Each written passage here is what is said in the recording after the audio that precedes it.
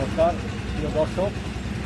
আজকে আমার বন্ধু বিকাশ সরকার, উনি অনেকদিন ধরেই আমার সাথে আলোচনা করার জন্যে, মানে বিশেষ করে আমার কাজকর্ম নিয়ে উনি মানে ওয়াকিবহুল আর কি।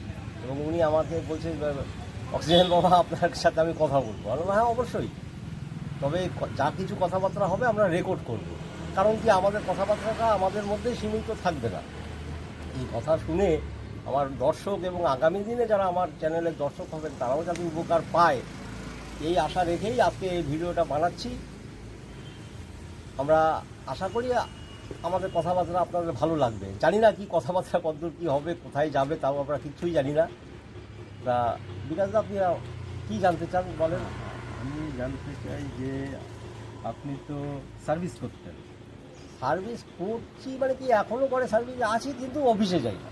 হ্যাঁ হ্যাঁ হ্যাঁ, অফিসে যান না। এবার অফিস বাদ দিয়ে মানে আপনার এর মধ্যে এটা ইন্টারেস্টটা আসলো কোথা থেকে? ইন্টারেস্টটা হচ্ছে এটা আমার সারা জীবনের, মানে আমার এই শরীরের সারা জীবনের, মানে আমার এখন 56 বছর বয়স। তা আমার যখন 4-5 বছর বয়স, তখন আমার বাবা প্যারালিসিসে আক্রান্ত হয়। আমরা 4 ভাই বোন, আর আমার জ্যাঠামশার ছেলে, সে আমাদের বাড়িতেই মানুষ, মানে আমরা 5 ভাই বোন। আর বাবা, মা, ঠাকুমা, এই হচ্ছে আমাদের সংসার। আত্মীয় স্বজন যা ছিল সেটা তো আসা যাওয়া হতোই। তা আমার তখন বছর 5 বয়স, তখন আমার বাবা, না ভুল বলেছি, বাবা প্যারালিসিস না, ঠাকুমা প্যারালিসিসে আক্রান্ত। ঠাকুমা তখন বৃদ্ধ, ঠাকুমা প্যারালিসিস আক্রান্ত, আর বাবা তখন ভয়ঙ্কর এক রোগে আক্রান্ত। সে রোগ আর ধরা যাচ্ছে না, রোগটা কি কেউ ধরতে পারছে না, কিন্তু বাবা অসুস্থ। তা আমার জ্যাঠামশাই ছিলেন আশুতোষ মালাকার এখানে। তা উনি বললেন, কোনোভাবেই যখন ধরা যাচ্ছে না, তা মেডিকেল কলেজে ওনার প্রফেসরকে বললেন যে স্যার, এর মজ্জা টেস্ট করা হোক। এই শিবদাঁড়ার থেকে মজ্জা টেস্ট করে ধরা পড়লো কালাজ্বর। এবার সেই কালাজ্বর যখনই আইডেন্টিফাই হলো, তখন বাবার চিকিৎসা শুরু হলো। এর আগে আর কি প্রপার চিকিৎসা হয়নি। তা বাবা ট্রপিক্যাল মেডিসিনে, ট্রপিক্যাল 45 দিন কি এরকম 50 দিন হসপিটালে ভর্তি ছিল। ভালো, তখন আমাদের সংসার একেবারে মানে শেষ। আমরা দিদিরা বড়, তারপরে আমি 5 বছরের বাচ্চা, আর আমার ভাই তখন 1 বছর। এই হচ্ছে আমাদের সংসার। এই দিদি ঠাকুমা মৃত্যুসজ্জায়, বাবা মৃত্যুসজ্জায়, দুটো প্রাণী আমাদের বাড়িতে মরতে যাচ্ছে, আর আমরা তখন অথই জলে। আমার মা তখন একটাই করতো, শুধু কাঁদতো। মানে আমি দেখতাম আমার মা শুধু কাঁদতো আর ঠাকুরের নাম গান করতো, এই ছিল আমার মার দরকার। তখন আপনার বয়স 5 বছর। এই 5 বছরের জীবনেই আমার ভিতরে কি একটা যেন ভাব এসে গেল, এটা কী। এবার আত্মীয় স্বজনরা কেউ আমাদের টাকা দেয়, যেমন তাদের কিন্তু যথেষ্ট সহায় সম্পত্তি আছে, তারা কিন্তু কেউ না আর কি, গরিব না। তারা কিন্তু ইচ্ছে করলে আমাদের অন্তত খাবারটা চালিয়ে দিতে পারে। আমাদের তো দরকার খাবার, কিন্তু কেউ কিন্তু কোনো সারা শব্দ দিচ্ছে না। দাদা তখন একটা জায়গায় কাজ পেলো, তার কিছু পয়সার দরকার ছিল, সেই পয়সাটাও দিল না। মানে দাদা তখন আমাদের মধ্যে একটু বড়, ও 12 ক্লাস 13 ক্লাস পড়ে, এইরকম আর কি। তা ওরও হলো না সেটা। দাদার তখন ওই 18-19 বছর বয়স। ওই রকম 16-17 বছর বয়স, মানে ও আমাদের মধ্যে একটু মানে মানুষ আর কি। আর আমরা তো তখন সব ছোট, সেটাও হলো না। এই করতে করতে বাবা কিন্তু বেঁচে গেল, মরলো না। ওই 45 দিন পরে বাবা বেঁচে গেল। তা আমাদের সংসারে তখন মানে কী বলবো, ওই সাইক্লোন, সমুদ্রের সাইক্লোন যেরকম হয়, সেরকম উথাল পাথাল অবস্থা, এই মরি তো সেই মরি, এরকম অবস্থা। কিন্তু আমরা কিন্তু কোনো মানে গুরুর আশ্রয় ছিলাম না। কারণ আমার মা হচ্ছে ওরাকান্দি বাপের বাড়ি, ফলে ঠাকুর বাড়ির একটা তো ছিল, ভাবধারা ছিল। আর আমার ঠাকুমা ছিল মানে খুব সাত্ত্বিক মানুষ, হ্যাঁ, এবং অপূর্বা সুন্দরী ইন্দিরা গান্ধীর মতো চেহারা ছিল আমার ঠাকুমা। এবং ছোটো ছোটো চুল, সাদা চুল, নাক পিটালো, ধবধবে ফর্সা, হ্যাঁ, মানে সে খুব সুন্দরী ছিল। যাই হোক, ছোটোবেলায় শুনেছি গল্প যে ঠাকুমা ওনার জীবদ্দশায়, মানে আমার বাবারও গল্প একটু বলতে হবে। কারণ আমার বাবা যখন 3 মাস বয়স, তখন আমার ঠাকুরটা মারা যায়, চিকেন পক্স হয়ে ঠাকুরটা মারা যায়। তার মানে আমার বাবা আমার ঠাকুরটাকে দেখেনি। এইটাও একটা ব্যাকগ্রাউন্ড, না বললে বিষয়টা পরিষ্কার হবে না। এবার আমার বাবার যখন 3 মাস বয়স, তখন আমার ঠাকুরটা মারা যায়। তারপরে বাবা মানুষ হয়েছে তার কাকা জ্যাঠাদের। এবার সেই ঠাকুমা, শোনা কথা, বাংলাদেশে আমাদের বাড়ির থেকে পুরী গেছিলেন হেঁটে।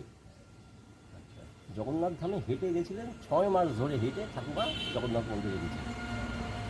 এবং আরও একটা ঘটনা, এই শ্রাদ্ধ শান্তি বিয়ে শাদী যখন অনুষ্ঠান হয় তখন আমাদের পারিবারিক যে ওই 14 পুরুষের জল দিতে হয়, সেইখানে আমরা 3 পুরুষকে পাই, মানে 3 আদি পুরুষ আমাদের বংশের। তাদের নাম হচ্ছে অনু, তনু আর জগন্নাথ।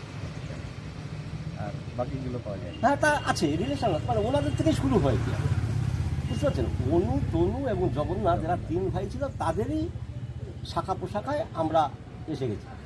এবং আমাদের বাংলাদেশের যে বাড়িটা, সেই বাড়িটাকে ফকির বাড়ি বলা হয়, বুঝতে পারছেন? এবং এই ফকির বাড়ির মধ্যে সবথেকে গুণী মানুষ যে, সে হচ্ছে আমার জ্যাঠামশাই ডক্টর দীনেশ বিশ্বাস। উনি হচ্ছে একজন ইকোনমিক্স, অর্থনীতিবিদ। এবং উনি ওনার জীবনের সবথেকে 18 বছর, সম্ভবত 18 কি 19 বছর কাটিয়েছে রাশিয়ায়। উনি অ্যাম্বাসিতে ছিলেন, হাই কমিশনার অফিসে উচ্চ পদে কাজ করতেন। ডেজিগনেশন আমি বলতে পারবো না, কারণ আমরা তো ছোটো তখন। ওনার কী ডেজিগনেশন ছিল আমি জানি না, হয়তো উপরাষ্ট্র কিন্তু থাকতে পারেন, মানে খুব হাই প্রোফাইলের মানুষ। এবং উনি সায়েন্টিস্ট, ওনার নাম হচ্ছে ডক্টর দীনেশ বিশ্বাস। ওনার 1 ছেলে 1 মেয়ে। ছেলে শুভ্র সমুজ্জ্বল বিশ্বাস, দাদা আমেরিকায় থাকেন, আর দিদি হচ্ছে, আমরা বুবুদি বলি। ওনার ভালো নাম হচ্ছে, বুবুদির ভালো নাম হচ্ছে, বুবুদির ভালো নামটা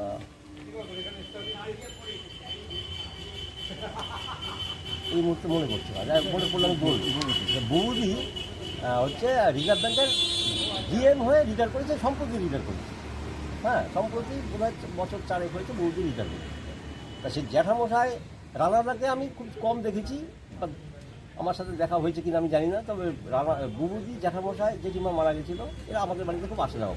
ফলে আমাদের যে পারিবারিক যে ক্ষেত্রটা, সেটা হচ্ছে একদম গ্রামের চাষ করে খাচ্ছে, তাদের সাথেও আমার বাবা সেই যেভাবে রিলেশন তৈরি করেছিল। আবার ওই জ্যাঠামশাই এবং অ্যাসোসিয়েট, জ্যাঠামশাই যে একা তা না, এইরকম হাই প্রোফাইলের মানুষ আমাদের আত্মীয় স্বজন আছে। কেমন? তার মধ্যে খ্যাতনামা হচ্ছে জ্যাঠামশাই, ইনকাম ট্যাক্সের কমিশনার, বড় বড় পোস্টেও আমাদের আত্মীয় স্বজন আছে। তা আমার বাবা করতো কি, এই গরিব মানুষ, গরিব ইন দ্য সেন্স গ্রামের মানুষ, গরিব বলাটা ভুল হবে, গ্রামের মানুষদের সাথে রিলেশন, আবার হাই প্রোফাইলের শহরের শিক্ষিত, উচ্চশিক্ষিত, হাই প্রোফাইল, তাদের সাথে রিলেশনটা ছিল, আমার বাবা তৈরি করেছিল। এইটা কিন্তু আমার ছোটোবেলার থেকেই আমার ভিতরে ইনজেক্ট হয়ে গেছে। এইটা হচ্ছে আমার ব্যাকগ্রাউন্ড। এবার ওই বাবা যখন সুস্থ হয়ে আসলো, তখন আমার পাশেই আমার পিসি ছিল, মানে প্রতিবেশী পিসি, বিধবা। উনি ওনার তার ভাইয়ের বাড়ি থাকতেন। তো উনি বললেন যে, বিমল, তুই, ঠাকুর আছে সুখদেব ব্রহ্মচারী, উনি আসে ইছাপুর আশ্রমে, তা ওনার কাছে চল, তোর এত খারাপ সময় যাচ্ছে, না তুই চল। তারপরে বাবা আর মা আর পিসি একদিন আশ্রমে গেছে। আশ্রমে গেলে বাবা নমস্কার দিয়েছে, মা নমস্কার যখনই দিতে গেছে, দাদু মাকে লাথি মেরেছে। প্রথম পরিচয় হচ্ছে মার সাথে দাদুর লাথি, মানে যার পেটে জন্মেছে সে কেন আমাকে নমস্কার করে। মা তো লাথি পেয়ে চলে গেছে অনেক দূরে। আর বাবা বলছে যে সারা কী ধরনের স্বামী, একটা মহিলাকে লাথি দিয়ে ছাড়ি না, এই লোকের দেখা যাবে। এই বলে টেস্ট করে দুজন বাড়ি চলে আসে। বাড়ি চলে আসার পরে মা আর যায় না, কিন্তু বাবা কিন্তু বাড়িতে ঘুমিয়ে থাকতে পারে, মানে অফিস টফিস, বাবা জাহাজে চাকরি করতো, এবার 2 দিন অফিস 3 দিন ছুটি, এইরকম আর কি, শিফটিং ডিউটি। এবার বাড়িতে এসে দুপুরবেলা ঘুমোচ্ছে, তো লাভ দিয়ে তারাক করে মা বলছে উঠলা কেন, বলে ঠাকুর ডাকছে। হ্যাঁ, অথচ ওখানে যেদিন আসে সেদিন বলছে এই লোকের কাছে জীবনে আসবো না, এই লোক ভালো লোক না, তো মহিলাদের লাথি মারে, সে আবার কীরকম। তাই কি বাবা এইভাবে কিন্তু যাতায়াত শুরু করলাম। এই ইছাপুর আশ্রম আমাদের বাড়ি থেকে বেশি দূর না, এই মিনিট 10 লাগতো। তা বাবা ওই যাতায়াত করতো। তা সেই সময় ওই আশ্রমের বিল্ডিং হচ্ছিল, তা বাবা ওই বিল্ডিংয়ের কাজে উনি আত্মনিয়োগ করলো, কাজ করে, খায়, মানে ঘুরে ঘুরে চলে আসে। কোনোদিন প্রসাদও খায় না, ওই কিছু খায়ও না, মানে যাই কাজ করে ওনার মতো যায়, উনি কাজ করে চলে আসে, এইরকম। তা একদিন ঠাকুর, মানে দাদু ওনাকে বলেছে যে ছেলে এদিকে, তা বাবা গেছে, মানে কী ব্যাপার, তুমি এইখানে আসো, আমি রোজ তোমার দেখি, তুমি আসো, কাজ করো, কিছু খেয়ে খেয়ে যাও। বাবা বলে না, বলে তা কিছু না, গরু যে গরুটা বেয়াদতি করে, তার আশেপাশের লোকের বাড়িতে খায়, তো সেই লোক গিয়ে খোয়ারে রেখে দেয়, তো সে খোয়ারওয়ালা কিন্তু তাকে খেতে দেয়। তাই দুষ্টু ছিলা, তোমাকে এই খোয়ারে বেঁধে রেখেছি, যে আমি তো এই খোয়ারের মালিক, তো তুমি যদি এইখানে এসে না খাও তো আমার বদনাম হয়ে যাবে। তো এই বলে বাবা বললো ঠিক আছে, রান্নাঘরে গেল, বললো একটা রুটি, প্রথম দিন একটা রুটি আর একটা রসগোল্লা, এই হচ্ছে বাবার প্রথম আশ্রমের প্রসাদ। এই করতে করতে করতে করতে আমরা আশ্রমের সাথে জুড়ে গেলাম এবং এমনভাবে সম্পর্কটা তৈরি হলো, মানে ধরেন আজ থেকে 50 বছর ধরে আমাদের সাথে আশ্রমের রিলেশন, বুঝলেন। আজকে আমার 56 বছর বয়স, তার মানে প্রায় আমার যখন 6 বছর, আমি যদি 5 বছর প্লাস 1 বছর যদি আমি টালমাটাল ধরি, তাহলে আমার যখন 6 বছর বয়স, 6 বছর থেকে আমি আশ্রমে যাতায়াত শুরু করছি আমরা। তার মানে গত 50 বছর ধরে বিশ্ব সুখ সেবাশ্রম সংঘের সাথে আমাদের পরিবার যুক্ত, এইভাবে চলছে। দাদুর যেটা নিয়ম, যেটা নীতি, সেটা আমরা অক্ষরে অক্ষরে পালন করেছি। আমার মা, বাবা, আমরা 4টে ভাই বোন, দাদা, আমি আবেগপ্রবণ হয়ে যাচ্ছি। আমাদের প্রত্যেকটা স্টেপ উনি কন্ট্রোল করেন, আমরা কী করবো না করবো প্রত্যেকটা স্টেপ উনি কন্ট্রোল করেন। আমরা এখনও আমরা স্বীকার করি মহাশক্তিধর মহাপুরুষ, আমরা অনুভব করি। সবাই ভাবে কি দাদু চলে গেছেন, কে মরে গেছেন, আমি বিশ্বাস করি না।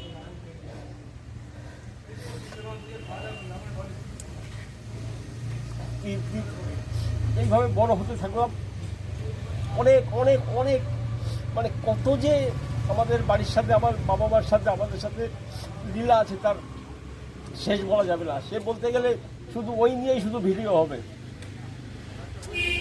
এরকমভাবে ধরেন এবারে যে আপনি চাকরি দিয়ে শুরু করেছিলেন, তাই এবার আমি চাকরির কথাটাই বলি। পরীক্ষা দিচ্ছি, আমার ছোটোবেলার থেকে একটু চাকরি করার ইচ্ছা। এয়ারফোর্সে পরীক্ষা দিলাম 3 বার, পাস করলাম। মা বললো না, বাইরে যেতে হবে না, এই চাকরি বাইরে যেতে হবে না, বাড়ির কাছে চাকরি পাস, সেই চাকরি কর। বিভিন্ন জায়গায় পরীক্ষা দিই, কোনো জায়গায় পাস করি, কোনো জায়গায় ইন্টারভিউ যাই, এইসব হয় না। শেষে ব্যাংকে পরীক্ষা দিলাম, আর ফটোগ্রাফি আমার নেশা ছিল। জুলজিক্যাল সার্ভে অফ ইন্ডিয়াতে পরীক্ষা দিলাম আর স্টাফ সিলেকশনে পরীক্ষা দিলাম। এই 3টে জায়গাতেই আমার চাকরি হলো। জুলজিক্যাল সার্ভেতে আমি ফটোগ্রাফি হিসেবে জয়েন করলাম না, আর দিল্লিতে হয়েছিল ওই স্টাফ সিলেকশনে, সেখানে গেলাম না। ভাবলাম ব্যাংক, ইউনাইটেড ব্যাংক, সেই সময় ইউনাইটেড ব্যাংকে চাকরি হলো, কিন্তু জয়েনিং লেটার আসে না। চাকরি হয়েছে এই পর্যন্ত, খবর হয়েছে ইউনাইটেড ব্যাংকে হয়েছে, লেটার আসে না। এইরকম দোল এসে গেছে, দোলে আমরা গেছি। তা বাবার দোলের আগে অনেক দিন, মানে 3-4 দিন আগে যেত আর 4-5 দিন পরে আসতো, মানে কাজকর্ম টোটাল ওইখানে পরিবেশনের পুরো দায়িত্বটা বাবার উপর ছিল। বাবা আর একজন, ওনারা 2জন ছিল হেড, ওনাদের তত্ত্বাবধানে পরিবেশন চলত। হাজার হাজার লোক, লাখে লাখে লোক খেত সেই সময়। এবার তাদের কন্ট্রোল করতো আমার বাবা আর ওই যে কাকু। তো এরকম দোল হয়ে গেছে, আমরা চলে আসছি, আমরা মা, দিদি টিদি সব চলে আসছি, ভাইটাই সব চলে আসছি। বাবা নমস্কার করে বলছে, তুমি তো চাকরি তো দিলা, তাই সে খবর টবর তো আসে না, বলে বাড়ি যাও টের পাবা। দাদু বলে দিচ্ছে ওইখান থেকে, বলে বাড়ি যাও টের পাবা। তা বাবা ওই আশ্রম থেকে এসে পদ্মা স্টেশনে নেমেছে, প্রায় ইউনাইটেড ব্যাংকের চাকরি করতে আমি করবো বলে বললাম, শোনেন আপনার ছেলের পোস্টিং অর্ডার হয়ে গেছে। বলে কোথায়? বলে ভগবানগোলা। এই দেখেন ভগবানগোলা খবর হয়ে গেছে। বাবা জানলো পলতায় এসে, আর দাদু জানে দায়ী হবে তার আগে। তাই অলৌকিক ব্যাপার না, সেই সময় তো মোবাইলও ছিল না, 93 সালে মোবাইল ছিল না। তা ওগুলো জানলোটা কী করে যে বাড়ি যাও টের পাবা? তাহলে এটা অলৌকিক ঘটনা, তাই না? বলে বাড়ি যাও টের পাওয়া। তা বাড়ি অবধি আসতে হয়নি, স্টেশনে নেমেই উনি খবর নিয়ে গেছে যে আমার ভগবানগোলায় পোস্টিং হয়েছে। কেমন? তারপরে 2-3 দিন পরে আমরা চিঠিটা পেলাম, তারপরে গেলাম ভগবানগোলায় গিয়ে জয়েন করলাম। এই ভগবানগোলা এক আজব জায়গা, আর এক তীর্থক্ষেত্র, বুঝলেন তো। ভগবানগোলা জায়গাটা হচ্ছে মানে বহরমপুর থেকে প্রায় 40 কিলোমিটার দিকে, লালগোলার দিকে, মানে বহরমপুর, তারপরে কাশিমবাজার, তারপরে মুর্শিদাবাদ, জিয়াগঞ্জ, ভগবানগোলা, তারপরে আরও 2-1টা স্টেশন আছে, তারপরে লালগোলা। এবার এই ভগবানগোলার লোকেশনটা হচ্ছে এই ত্রিভুজাকৃতি। ওর পশ্চিম দিকে হচ্ছে গঙ্গা আর পূর্ব দিকে হচ্ছে পদ্মা। গঙ্গা ধরেন নাই করে 10 কিলোমিটার, আর পদ্মা নাই করে ছিল 16, 17, 18 কিলোমিটার, সেটাও ভাঙতে 10-11 কিলোমিটার এসে গেছে। এইরকম একটা ত্রিভুজাকৃতির জায়গা। এই লালগোলার দিকে চলে গেছে একটা রাস্তা, আর জিয়াগঞ্জ আর ইসের দিকে চলে গেছে একটা রাস্তা, বাংলাদেশের দিকে মানে পদ্মার দিকে আখিগঞ্জ আর জিয়াগঞ্জ। এইরকম একটা ত্রিভুজাকৃতি হ্রদ বলা যায়, দ্বীপ বলা যায়। তো সেই দ্বীপে গিয়ে আমি পড়লাম। ওখানে হিন্দু সমাজের মানুষ যারা ছিল তারা চাকরি বাকরি করে তারা আস্তে আস্তে আস্তে আস্তে বহরমপুরমুখী হয়ে গেল। এবার মুসলিম আর কিছু বিহারি হিন্দু, এবার তারা আদতে বিহারি কিন্তু সাহা টাইপের তাদের বেশি, কিন্তু তাদের বিয়ে শাদির সময় বোঝা যায় তারা বিহারি, অন্য সময় তাদের কিছু বোঝা যাবে না। কিন্তু যখন ওদের বিয়ে শাদী হবে তখনই বোঝা যাবে যে এদের কালচারটা বিহারি, বাদ বাকি কিন্তু পরিষ্কার বাঙালি তারা। তাই এইরকম একটা বিভিন্ন সমাজের মানুষের সাথে আমি মেশার একটা সুযোগ পেয়ে গেলাম। মুসলিম আছে, বিহারি হিন্দু আছে, যেমন এইরকম একটা পরিমণ্ডলে আমি কিন্তু পড়ে গেলাম। ফলে যে সবাইকে নিয়ে যে বসবাস করা যায় আমি একটা অদ্ভুত পরিবেশে পড়লাম। আমরা ছোটোবেলার থেকে শুনেছি যে হিন্দু মুসলমানদের দ্বন্দ্ব, এই ভগবানগুলা সেই তৃপ্তি আমি কোনোদিন দেখি। প্রত্যেকের সাথে প্রত্যেকের সুন্দর রিলেশন। এবার এর অনুষ্ঠানে ওরা যাচ্ছে, ওদের অনুষ্ঠানে এরা আসে, একদম সবার সাথে একটা সুসম্পর্ক, একটা অদ্ভুত পরিবেশ। মানে আর ব্যাংকে চাকরি করি, ফলে আমাকে যথেষ্ট সম্মান করে, যথেষ্ট তারা সম্মান করে, ভীষণ তারা ভালোবাসে। যার যেরকম রিলেশন মানে বয়স অনুপাতে।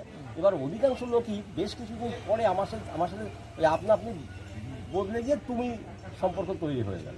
মানে আমি ওখানে 19 বছর ছিলাম, একটা ব্রাঞ্চে 19 বছর ছিলাম। তাহলে ভাবেন, তাহলে একটা গ্রামে একটা ব্রাঞ্চে যদি আমি 19 বছর থাকি, তাহলে আমি তাদের ঘরের মানুষ, তা আমি ঠিক সেই ঘরের ছেলে হয়ে গেলাম। এবং যারা পেনশন নিতে আসতো বয়স্ক মহিলারা আমাকে মামা বলে ডাকে। এই যে আন্তরিকতা, এবং তারা মানে একদম 90% মুসলিম, 90% মুসলিম মানে বৃদ্ধা তারা আমাকে মামা বলে ডাকে। এই যে মনের যে আন্তরিকতা, আমার শিকড় তৈরি হয়েছে ভগবানগুলো। আমি এখনও এই যে চলে আসছি, এখনও আমি তাদেরকে আমি মানে একটু কোনোভাবে যদি চিন্তা করি, ওই যে লোকে বলে ধ্যান করা, আমি ধ্যান করি না। কখনও যদি মনটা চলে যায় আমি তাদের চাক্ষুষ দেখতে পাই। এইরকম একটা অবস্থা হয়। তাই এই অবস্থায় হলো, এই করতে করতে মা অসুস্থ হয়ে গেল। মা ভয়ঙ্কর রকমের অসুস্থ। ততদিনে আমার প্রায় 15-16 বছর চাকরি হয়ে গেছে, আমার ট্রান্সফার আর হচ্ছে না। ট্রান্সফার যখন হচ্ছে না, মা যখন অসুস্থ হয়ে গেল, তখন আমার ব্রেন শর্ট হয়ে গেল যে আমি আমার মার জন্য কিছুই করতে পারবো না। তখন আমি চাকরি ছেড়ে দিলাম, একরকম মানে লিখিত না। তা আমি ওদের বলে দিলাম, ভাই আমার মা অসুস্থ, আমাকে যখন ট্রান্সফার যখন তোমরা করবো না, আমি এই চাকরি ছেড়ে দিলাম। জিনিসপত্র যা ছিল নিয়ে চলে আসলাম। ওই ঘরের ভিতরে আমার একার মতো যা জিনিস ছিল আমি নিয়ে চলে আসলাম। চলে এসে এই রাস্তা ফেরি করে বেড়াতাম। ফেরি করবো, কী কাজ, ব্যবসা করবো তো আমি জানি না, অভিজ্ঞতা তো কিছু নাই। ওই শান্তিপুরে গেলাম, শান্তিপুর থেকে শাড়ি কিনে নিয়ে এসে এই সাইকেল দিয়ে রাস্তায় ঘুরলাম। তখন আমার ছেলে এই হামাগুড়ি দেয়, বুঝলেন, মেয়েটা তখন বোধহয় 5 টাইপে পড়ে, তার ছেলে হামাগুড়ি দেয়। মা অসুস্থ। কত সালে? এটা 2005 হবে।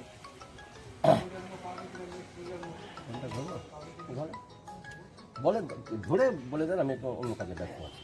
হ্যালো,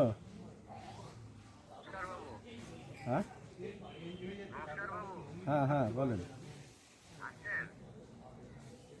আচ্ছা, আমি একটু বাদে বলছি। হ্যাঁ, আমি একটু কাজে আছি। আমি একটু বাদে ফোন করছি। কোথায়? ক্লাবে? কোন ক্লাব? কোন ক্লাবে? কোথায় বসে আছো? আমি তো এখানে, এই যে গাছতলা।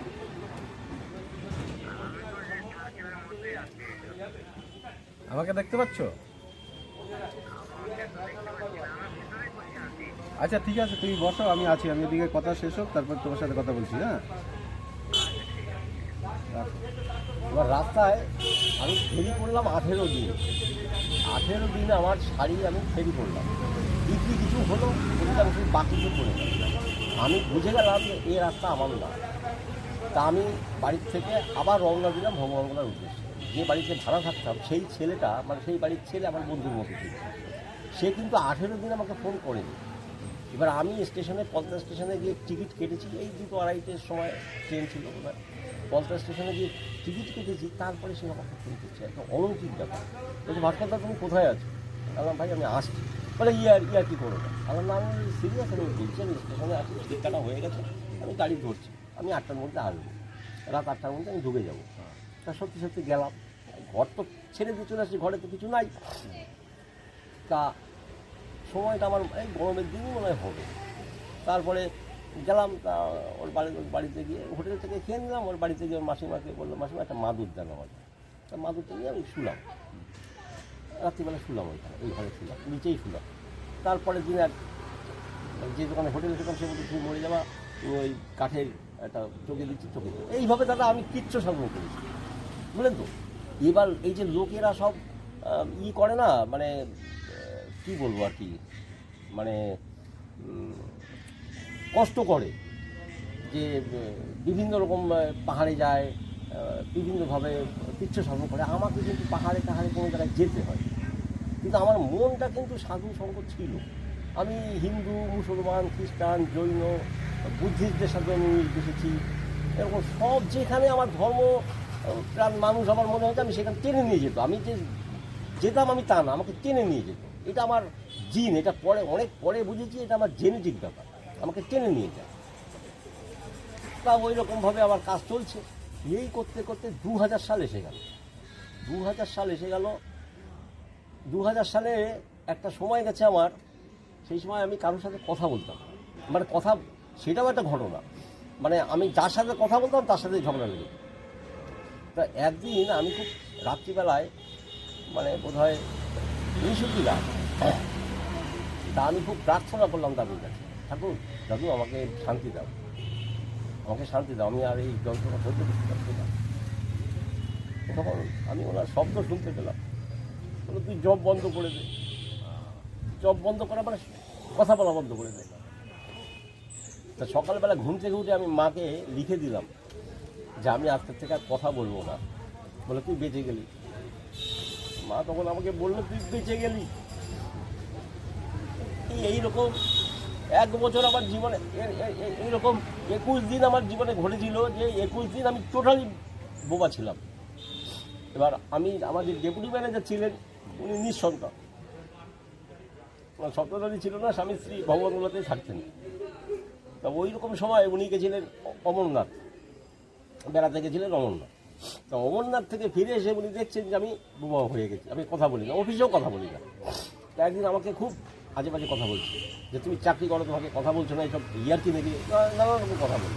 তা আমি কথা বলতেই তো পারছি না, আমি বলবো না কী করে, বন্ধ হয়ে গেছে ভিতর থেকে কথা। আমি ওনাকে লিখে দিলাম যে স্যার আপনার নির্দেশে আমি 10টা থেকে 5টা অবধি কথা বলবো, তারপরে আপনি আমাকে চাপ সৃষ্টি করবেন না। তো বলো ঠিক আছে তাই বলো। তারপরে কথা যেদিন প্রথম বেরোলো সেদিন আমি খুব কেঁদেছিলাম, মানে প্রথম শব্দটা আমার কান্নাই বেরিয়েছিল আর কি। এইভাবে আমার সাধনা চলতে থাকে। এই করতে করতে করতে করতে 2000 সালে এসে গেল। 2000 সালে বন্যা শুরু হয়ে গেল, মানে সেটা হলো সেপ্টেম্বর মাস। সেপ্টেম্বর মাসে বন্যা শুরু হলো, প্রচণ্ড বৃষ্টি, মানে এই বাড়িতে আসলাম, বাড়িতে এসে বৃষ্টি শুরু হলো। এবার যাচ্ছি, সেই বৃষ্টির মধ্যে যাচ্ছি, এই 17-18 তারিখ আর কি, সেপ্টেম্বর মাস মনে হয়, যতদিন মনে পড়ে। এবার এই বাড়ির থেকে গেলাম তো বৃষ্টি নিয়েই গেলাম, ওইখানে গিয়ে 7 দিন ধরে বৃষ্টি, মানে টানা বৃষ্টি। এবার এই বৃষ্টিতে যে বাড়িতে থাকতাম, নিচতলায় থাকতাম, এরকম সকালবেলা সবাই চেঁচামেচি করছে, এই ভাস্করদা এবার ডুবে যাবে, ভাস্করদা ডুবে যাবে, এই ওদের কাছে নিয়েছিলে আমার ঘুম ভেঙে গেল। দরজা খুলে দেখি একদম ঘর টইটুম্বুর জল। সর্বনাশ করে কী করা যায়। তা ওই তখনও হোটেলে খেতাম। তা ওই ঘরের থেকে পায়খানা বাথরুম আর যাওয়ার উপায় নেই, কারণ সব ডুবে গেছে আর কি, ডুবে গেছে। শুধু ঘরের থেকে কোনো রকম জামা টামা পরে, ছাতা, একটা ক্যালকুলেটর আর টর্চ নিয়ে আমি অফিসে যেতাম, কারণ অনেক রাত করে বাড়িতে ফিরতাম। এবার এই আমার সম্বল ছিল, আর আমার বিছনা কাঁথা ঠাকুর ঘরে যা যা ছিল যদি যেভাবে ছিল সেইভাবেই আমি বেরিয়ে আসলাম।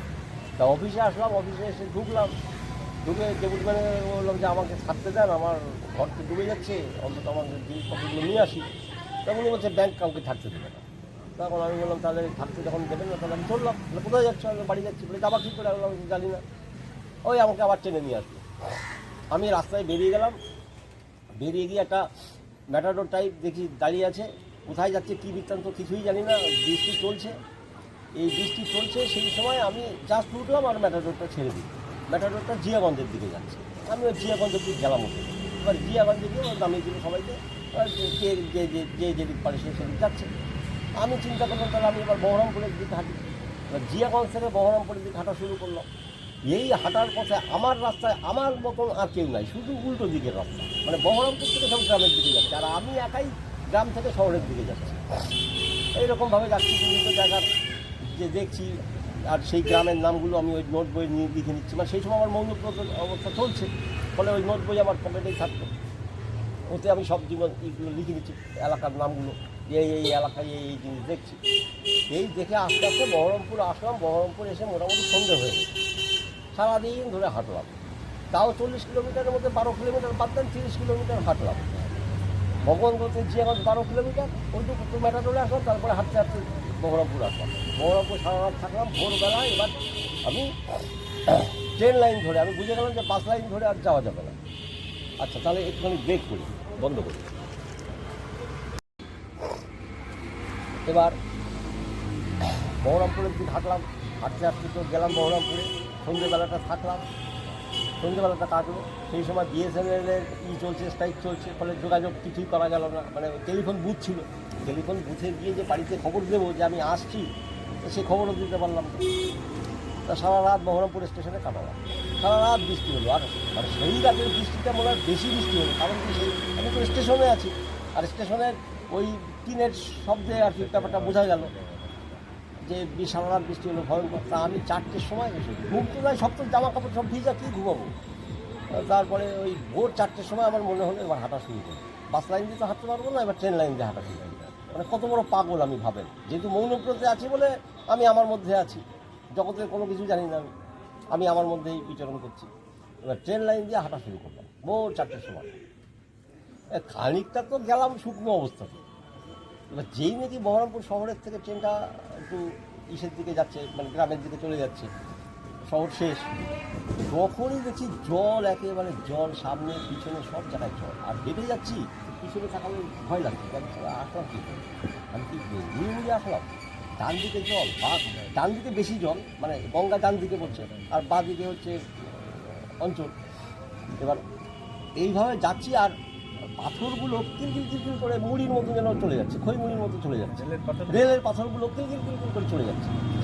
আমি একা একা হাসছি, উঠে মানে কেন, মানে এ এক অদ্ভুত, মানে হিমালয়ে যারা ওঠে বা সাধুরা যারা ওই পরিব্রাজকদের মতো করে, তারা তো জল বল দিয়ে যায় না। হ্যাঁ, আমি ওই যে সাধু হয়ে গেলাম, বোঝেন, একদিন আমি সাধু হয়ে গেলাম। এবার সম্পূর্ণ প্রতিকূল পরিবেশে আমি একা একা হেঁটে চলছি, সময় হাসি, সময় কাঁদি, এই করতে করতে একা একা কথা বলি, এই করতে করতে আমি হাঁটছি। এই করতে করতে সারগাছি এসে গেলাম। বহরমপুরে পরে সারগাছি স্টেশনে। সারগাছি স্টেশনে গেছি, সবাই ওই এলাকার গরু মহিষ আগুন বাগরুম নিয়ে গিয়ে ওই স্টেশনে আছে। আমি আর স্টেশনে উঠলাম না, আমি জলের ভিতর দিয়ে হাঁটছি, প্ল্যাটফর্মে আর উঠলাম না, কারণ আমি এতক্ষণ জলের ভিতর দিয়ে আসছি যখন, ওই ওই জলের ভিতর আমার বা হাতে স্টেশন, 1 নম্বর প্ল্যাটফর্ম। ওই হেঁটে চলে গেলাম, সারগাছি স্টেশন ক্রস করে চলে গেলাম একটা জায়গায়। সেখানে গিয়ে দেখছি কিছু লোক, ওই লেভেল ক্রসিং আছে গ্রামের মধ্যে, লেভেল ক্রসিং, সেখানে গরু বাছুর নিয়ে কিছু লোক পুরুষ মানুষ তারা দাঁড়িয়ে আছে। তারা আমাকে থামিয়ে দিল, ভাই বাবু আপনি কোথায় যাচ্ছেন? আমি বললাম, পরিচয় দিলাম যে বাবু আমি ব্যাংকে চাকরি করি, আমার ব্যারাকপুর বাড়ি, আমি হেঁটে বাড়ি যাচ্ছি। বলে আপনার মাথা খারাপ হয়ে গেছে। আমার বিচার শুরু হয়ে গেল। বলে এই সামনে ভেঙে গেছে, মানে যেখান থেকে NH 34 এই যে যাচ্ছে তো শিলিগুড়ির দিকে, এই রাস্তাটা রেল লাইনের পশ্চিম দিক দিয়ে গেছে। পশ্চিম দিক দিয়ে গিয়ে ওই সারগাছি আর ভাবতার মাঝামাঝি একটা জায়গায় এবার পূব দিকে যাবে, রাস্তাটা পূব দিকে যাবে, রেল লাইন ক্রস করবে, আর পূব দিকে গিয়ে আবার খানিকটা গিয়ে তারপর আবার বহরমপুর শহরে ঢুকবে। এইরকম হচ্ছে রুটটা। তা ওই লেভেল ক্রসিংয়ের জাস্ট আগে এই দিকে একটা মসজিদ আছে, আর ওই মসজিদ বরাবর ভেঙে গেছে, বুঝলেন তো? ভেঙে গিয়ে একদম, মানে সে এইখান থেকে নাই করে ওই বাড়ি অবধি হবে, এতখানি কত মিটার, প্রায় 200 মিটার। এই 200 মিটার ভেঙে গেছে, 200 মিটার ভেঙে গিয়ে ওইখানে একদম সমুদ্রের মতো জল যাচ্ছে, আর সেই মানে ভয়ঙ্কর শব্দ। ওইখানে একটা লোক দাঁড়িয়ে আছে, একটা ছেলে দাঁড়িয়ে আছে। তা আমি ওদের ওই বিচার টিচার শুনেও আমি ভুল বলেছি, আমি ওদের কথা কান না দিয়ে আমি হেঁটে চলে আসছি। ওরা দাঁড়িয়ে আছে ওই হাই স্কুলের ওইখানে। তা আমি ওদের কথা শুনি না শুনে আমি বললাম ঠিক আছে আমি একটু দেখে তো আসি জায়গাটা কীরকম। তা ওদের কথা শুনে আমি ওই ছেলে চলে আসছি। ওই ছেলেটা একা একা দেখছি ওই মানে ভয়ঙ্কর দৃশ্য। তা ওইখানে আসার পর আমি নার্ভ ফেল করে গেল আমার। আমি আর নিজেকে কন্ট্রোল করতে পারলাম না। আমার হাত পা শক্ত হয়ে গেল, আমি যেন কীরকম একটা মানে জবুথবু হয়ে গেলাম, পড়ে যাবো আর কি ভাব। তো ও আমাকে জড়িয়ে ধরল, ওই ছেলেটা জড়িয়ে ধরে। এবং এতক্ষণ আমি হেঁটে আসছি, রাত্রিবেলা খাইনি, ঘুম নাই। তারপরে ওই দৃশ্য দেখার পরে আমার সত্যি সত্যি আমি নার্ভ ফেল করে গেছি আমার। তা ও আমাকে জড়িয়ে ধরে বেশ মেসেজ টেসেজ করে দিয়ে আমাকে একটা বিড়ি দিল। বিড়িটা খাওয়ার পরে আস্তে আস্তে ঠিক হলাম। তারপরে কথাবার্তা হলো, ও আমাকে নিয়ে আবার সেই বিচার সবাই নিয়ে আসলো, বুঝলেন? বিচার মানে আর তো যাওয়ার কথা একটা। এবার বিচার সবাই আবার আসলো, সে বিচার সবাই বিচার হলো যে না আপনাকে ফিরে যেতে হবে। আমি ওদেরকে অনেক বোঝানোর চেষ্টা করেছিলাম যে আপনাদেরও যা দশা হবে আমারও সেই দশা হবে। আপনারাও তো পরিবারকে ছেড়ে আসছেন, তাদের ছেলে মেয়ে বা বউ বাচ্চা কোথায় আছে আপনারা জানেন না, ছোটো ছোটো গরু বছরগুলো নিয়ে আসছেন। তা আপনাদের সাথে থাকতে দেন আমাকে, আমি তো দেখি জিনিসটা কী, আমি তো দেখার জন্যই বেরিয়েছি, আমি তো ঘরে থাকতেই পারতাম। তা ভগবান যখন আল্লাহ যখন আমাকে নিয়ে বেরিয়েছে তা আমি দেখি না কী আছে কপালে। তাহলে আপনি পারবেন না এই জিনিস সহ্য করতে, আপনি ফিরে যান। তার বিচার করে নিয়ে নিলাম ওদের বিচার। আমি আবার সার কাছে, ওরা আমাকে বলেছিল যে আপনি স্টেশনে গিয়ে মাঝ বরাবর ইসের দিকে যাবেন, বাস স্ট্যান্ডের দিকে যাবেন। তা আমার সেটা খেয়াল নাই। আমি ওই স্টেশনে ওই যাতায়াতের পথে দেখতাম যে স্টেশনের মানে দক্ষিণ দিকে আর কি একটা রাস্তা ছিল, সেখান থেকে মানুষ আসা যাওয়া করত। তা ওই খেয়ালে আমি ওইখানে নেমে গেছি। আমি যদি ওই স্টেশনের মাঝখান দিয়ে গিয়ে যেটা রাস্তা বাঁধানো রাস্তা, সেই রাস্তায় যদি উঠতাম তাহলে আমি আর ডুবতাম না জন্য। আমি ওই রেল লাইন স্টেশনে টাচ করার সাথে সাথেই আমি এবার দিকে হাঁটা দিয়েছি। আমার খেয়াল ছিল যে এইখান থেকে মানুষ যাতায়াত করে, বুঝতে পারছেন? ওই যে চোখের দেখা ছিল, যাতায়াতের পথে দেখতাম যে এইখান থেকে মানুষ ওই বাস স্ট্যান্ডে যায়, একটা মেঠো রাস্তা। তা ওই মেঠো রাস্তায় আমি নেমে গেলাম। জল, সেই সময় জল। এখন ওই মেঠো রাস্তা কত নিচু তার তো আমার ধারণা আছে, সেই সময় তো আমার বুঝতে পারছি না যে জলের লেভেল কত। এবার আমি কিন্তু যাওয়ার পরে হঠাৎ করে ডুবে যাই আবার নিচে। কিন্তু যেহেতু আমার কাছে ব্যাগটা কিছু নেই, এই হচ্ছে আমার মঙ্গল, শুধু একটা টর্চ লাইট, একটা ছাতা। ছাতাটা কোনো রকম প্যান্টের মধ্যে ঢুকে নিলাম, টর্চ লাইটটাও পকেটের মধ্যে ছিল, আর মানি ব্যাগ ছিল 200-250 টাকা ছিল আমার কাছে। তা একবার জলে ডুবি, একবার ভাসি, এই করতে করতে কোনো রকমে গিয়ে আমি ইসে উঠলাম, সারগাছি বাস স্ট্যান্ডে গিয়ে উঠলাম। সেই সময় বৃষ্টিটা নাই, বৃষ্টি শেষ হয়ে গেছে, ওই হাওয়া চলছে। এবার স্টেশনে বাস স্ট্যান্ডে গিয়ে জামা টামা সব খুলে ফেললাম, খুলে ফেলে নিংড়ে নিয়ে প্যান্টটা পরলাম আর জামাটা এই কাঁধে নিয়ে ঘুরে বেড়াচ্ছি বাস স্ট্যান্ডে। তখন কিন্তু আমার শীত লাগে, মানে আমার মনে হলো যে আমার শীত লাগছে। এতক্ষণ কিন্তু আমার কোনো সেন্স ছিল না। ওই যে জলে ডুবছি আর উঠছি, এতক্ষণ যে ভেজা সেটা হচ্ছে বৃষ্টির জলে ভেজা, আর জলে হয়তো হাঁটু পর্যন্ত ভেজে। ব্যাপারটা বুঝুন, আমার পুরো শরীর তো ভেজে নিত। এই যে ওই ট্রেন লাইন থেকে বাস লাইনে যেতে যে হাবুডুবু খাচ্ছি, ওই সময় হয় আমি মারা গেছি, আর তা নাহলে আমার জিন চেঞ্জ। বুঝতে পারছেন? হয় আমি সেই সময় মারা গেছিলাম, কী ঘটনা ঘটেছিল সেই ঈশ্বর জানে, আমি তো বলতে পারবো না। কারণ কি এতক্ষণ আমার কোনো সেন্স ছিল না। আমি একটা উঁচা টানে আমি কাজ করে বেড়াচ্ছিলাম। ওই গঙ্গার ওই স্রোতের জলে ওই ডোবা ওঠার মধ্যে কিছু একটা ঘটনা ঘটে গেছে, কোনো একটা সুপার সায়েন্স অ্যাপ্লাই হয়ে গেছে আমার এই বডির উপরে। তখন আমার শীত লাগলো, আমি ওটা গাড়ি নিয়ে ঘুরে বেড়াচ্ছি। এখন দেখছি একটা রেস্কিউ অপারেটার মোটর সাইকেল নিয়ে লাইফ জ্যাকেট পরা, সেই এই বেলডাঙ্গার দিক থেকে যাচ্ছে বহরমপুর। হাট বুঝলাম, থামলো, তারপরে এই বিষয়গুলো খুব ওঠে, চলে আপনাকে বহরমপুর রেখে আসি। আবার দুইজন উঠে এবার সতর্ক করতে করতে যাচ্ছি মানুষজনকে যে মাওলা বাঁধ ভেঙে গেছে, তোমরা সবাই উঠে আসো রাস্তায়। বহরমপুর গিয়ে পৌঁছে সেই বাস আমাদের বললাম যে আপনারা আগামী 15-16-17 দিনে এখান থেকে নড়তে পারবেন না, এই হচ্ছে দেখা। আমি দেখে আসলাম। তবে আমার ব্যক্তিগত মত, তেহট্ট করিমপুরের রাস্তা ভালো আছে, ওই রাস্তায় যদি কেউ যেতে পারেন তাহলে যাওয়ার চেষ্টা করেন। এই বলে আমি ওই বাস স্ট্যান্ডে গামছার মতো ওই জামাটাকে কাছে নিয়ে ঘুরে ঘুরে বেড়াচ্ছে। এর মধ্যে দেখছি একটা বাস নড়াচড়া করছে। তারপরে আমি বললাম যে দাদা আমাকে তো নিয়ে চলেন, আপনার কোথায় যাবেন? কলকাতা যাবেন। তা ওই কন্ট্রাক্টর বলে তার 3 বস, তখন ছোটো মানুষ, 2000 সাল থেকে 25 বছর আগে তার কথা। চলে আসো না, এখানে চলে আসো, এখানে বস, এখানে আসো, এখানে চলে আসো। তারপরে ওই বাসে উঠলাম, ওঠার পরে বারাসাতে এসে নামলাম, কৃষ্ণনগরে নামলাম। কৃষ্ণনগরে গিয়ে 2 দিন পরে প্রথম ওই মিষ্টি খেয়েছিলাম, রসগোল্লা খেয়েছিলাম, ওই আমার খাদ্য। বাড়িতে আসলাম, বাড়িতে এসে তো মা বললো তুই আসলি কী করে। তা আমি তখন মা বুঝেছিল যেন, এবং আমার অ্যাপিয়ারেন্স কিছু ছিল আর কি, অসংলগ্ন ছিল। বসো এইখানে বস, অসংলগ্ন ছিল। মা বুঝেছিল যে এ ভয় পেয়ে গেছে, এইটা মা বুঝেছিল। তখন মা আমাকে ওই 1 গ্লাস জলের ভিতর ওই উনুনের শিক গরম করে ওই জলের ভিতর দিয়ে সেই গরম জলটা আমাকে দিয়েছিল, ওইটা খা। তা ওই জলটা আমি খেয়েছিলাম। খাওয়ার পরে আমি কোনোভাবেই সুস্থ হতে পারছি না। তখন বিভিন্ন লোকের সাথে ফোনে যোগাযোগ করছি যে মুর্শিদাবাদ এইভাবে পুরো ডুবে যাবে, এদেরকে বাঁচাবো আমরা। শেষে বর্তমান কাগজের সাথে আমার যোগাযোগ করলাম। বর্তমান কাগজ বাড়িতে রাখতো, এবার বাড়ির থেকে ফোন করলাম, বর্তমান কাগজে ফোন ধরলো, বললো আমি বললাম যে এই ব্যাপার, আমি এখান থেকে হেঁটে হেঁটে আসছি, অনেক কষ্ট করে আসছি, আমি কি খবর দিতে চাই, যদি আপনারা শোনেন বলে আপনি ছেড়ে দেন, নাম্বারটা আমরা রিং ব্যাক করছি। তারপরে ওরা রিং ব্যাক করে প্রায় 1 ঘন্টা ধরে আমার সমস্ত বিবরণ ওরা নিল। নেওয়ার পরে বললো যে ঠিক আছে, আমরা দেখছি কী করা যায়। রাত 10টা 20-তে ডিডি বাংলা 2-তে সেই সময় খবর হতো। তখন তো এইসব চ্যানেল ছিল না, ওই দূরদর্শন আর ডিডি বাংলা 2।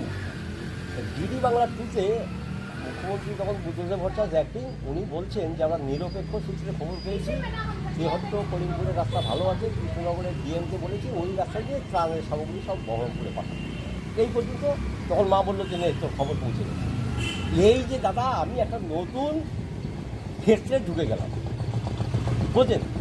এই যে আমি পাগল, কেন পাগল, ছাগল থেকে কেন পাগল হলাম, এই হচ্ছে ফ্যাক্ট। আমি গঙ্গার আমি অ্যান্টি ছিলাম, সত্যি কথা। ছোটোবেলা মার সাথে মাঝে মাঝে গঙ্গায় যেতাম। ওই একদিন স্নান করে ডুবতে উঠে দেখি সামনে এইরকম একটা নোংরা মুখের সামনে, ওই দেখে আমার গঙ্গার উপর ঘেন্না এসে গেছে। তারপরে আমি কোনোদিন গঙ্গায় স্নান করি, বুঝতে পারছেন? কিন্তু 2000 সালের টোটাল যে ঘটনাটা বললাম, এই ঘটনাটায় আমার জীবন পরিবর্তন হয়ে যাবে, বুঝতে পারছেন? যা আমার কথা মুখ্যমন্ত্রীর কাছে গেছে, নিরপেক্ষ সূত্রে খবর পেয়েছি, এবং এই রাস্তা খোলা আছে, ওখান থেকে ত্রাণ সামগ্রী যাবে, তার মানে আমার শান্তি, বোঝেন? আমি ঘুমলাম, সকালবেলা আশ্রম চলে গেলাম। বড় মামা অক্ষয় মামা তখন দায়িত্বে আছে, বড় মামাকে সব বললাম, বলে তুই এক কাজ কর, তুই নোয়াটা চলে যা, নোয়াটা সব ওই খিচুড়ি করে দিচ্ছে, তুই নোয়াটা চলে যা। আমি চলে গেলাম নোয়াটা গিয়ে ওই প্রাইমারি স্কুলে থাকি, রান্নাবান্না করি, আর ওই কলেজে হচ্ছে রিলিফ সেন্টার, সব মানুষ কলেজে থাকে, ওইখান থেকে ভ্যানে করে নিয়ে এসে কলেজে আবার রিলিফ দেই। এই করে নোয়াটা মোটামুটি বেশ কিছুদিন করলাম।